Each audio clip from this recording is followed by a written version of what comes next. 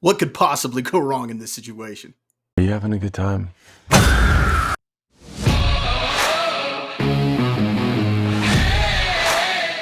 Welcome everyone to Was It Good? My name is Bob, and last night I got to check out the new movie Blink Twice. This is a movie about a group of women that go off with a bunch of strange men to a strange island. Not a great plan. The film is starring Channing Tatum, Naomi Ackie, and is directed by Zoe Kravitz, who's making her directorial debut. Now, the film is currently sitting with a 76% amongst critics over on Rotten Tomatoes. So the question is it any good? Now, before I get into the review, I do want to let you know there might be some minor spoilers, but I am going to try to keep it to a bare minimum to just what's in the trailer, but you have been warned that there could be some potential spoilers. Now, if you've seen the movie, I'd like to know what you thought about it. Why don't you go ahead and share your comments in the comment section below? Let me know what you thought overall. Did you like it? Did you not like it? Do you think it was a good debut for Zoe Kravitz in the director's chair? I'd really like to know what you thought. Don't forget to hit that like button, share the video, subscribe to the channel, and let's get to it. When tech billionaire Slater King meets cocktail waitress Frida at his fundraising gala, he invites her to join him and his friends for a dream vacation on his private island. Wild nights soon blend into sun-soaked days, but when strange things start to happen, Frida must uncover the truth if she hopes to make it out alive. Now, when I first saw the trailer, it looked like this could be an interesting psychological thriller, and then I saw who the cast members and the director were, and I thought, all right, I'm going to go ahead and check this out. But what was the final product like? First off, I think the film looks good for the most part. Some of the scenes I think are captured very well on film, and you could tell that Zoe Kravitz had a very artistic style in how she wanted this film to look, and for the most part, I think that she accomplished what she was going for.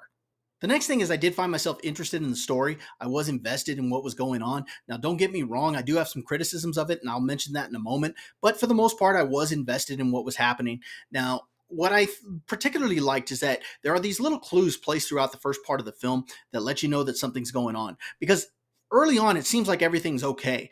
They're just having a great time, partying it up. Every night is a party, and they're using, how shall I say, a lot of mind-altering substances, and they're just having a great old time. But you know that something's wrong because there are these little clues placed throughout that first part of the film, and so I really liked that aspect of it. Another thing that I liked was the cast of this film. Channing Tatum, I think he gives a great performance. He plays the tech billionaire Slater King, and he's charming just as you would expect him to be. He brings that charm that he's got from other roles, and he needs to have it for this role. But he also goes somewhere very dark, and I was very surprised that he was able to pull that off. So I was really impressed with his performance. Naomi Ackie plays Frida. She's the lead actress in the film. I think she did good for the most part. Now, I do have some criticisms of several of the characters, her included, but it had nothing to do with the acting performance. I actually liked what she did.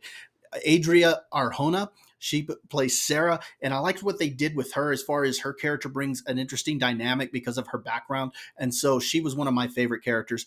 You also see surprises from Christian Slater, Haley Joel Osment, and Gina Davis, who are in this film. I was surprised to see all of them, and for the most part, I think they did a pretty good job, so I really liked the cast.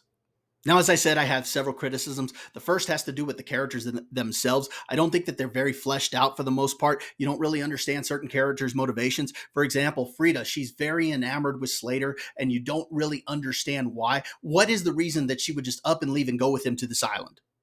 He's rich.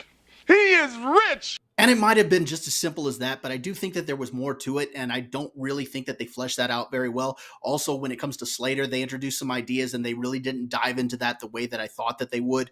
And for several of the other characters, they introduced some ideas, and they don't really touch on them. Others just seem to be there, and yet they want them to have this big moment with some of the other characters, and you don't really know anything about them. So I thought that the characters themselves weren't fleshed out very well. Also, like I said, I do have some criticisms of the story. First off, it took a little bit too long to get going. They could have cut that first hour down to about 45 minutes and gotten to the good stuff a lot sooner. I think the film would have benefited from that. Also, there are a lot of plot holes. One example is while they're on the island, they start to forget things. Now, this isn't a spoiler because it's in the trailer, but they give an explanation as to why certain people remember things and why others are forgetting things. And they give plot elements as to why that happens, but they don't explain why those plot elements work. And that's just an example. There were several other plot holes as well. Also, I think that the movie became a little bit too predictable in certain parts, and that had to do with its messaging. Right from the get-go, they let you know that there's going to be certain themes that they explore because they give you a trigger warning. What was that? Was that? And I was kind of like, why are you giving me a trigger warning? That actually threw me off. But what the film does is it lets you know that it's going to touch on this idea of abuse of power and this idea of sexual assault. And because it lets you know that from the get go, it kind of gives it away as to what's going to happen. And the film also dives very heavy handed into messaging, especially with some of its dialogue later in the film. And that kind of lets you know that certain moments are going to happen because it's kind of hinted at. So it became very predictable to me. The only thing that wasn't predictable was the ending, which I didn't like. Oh my gosh. Does that suck? And because of what they did in the ending, it actually changes the way you see certain characters. It changed the way that I viewed the film as a whole. It undid some of the messaging that it was trying to give, and I don't understand what they were trying to say. It was easily the weakest part of the film and the biggest criticism that I had. Final thoughts. Was it good? Meh. I found it to be okay. Don't get me wrong, there are worse psychological thrillers out there, but there are far better ones. There were some interesting ideas. I kind of liked the performance of the cast. I liked the way certain elements played out, but there were way too many plot holes. I found it to be very predictable. I didn't like the ending, and the characters weren't fleshed out very well.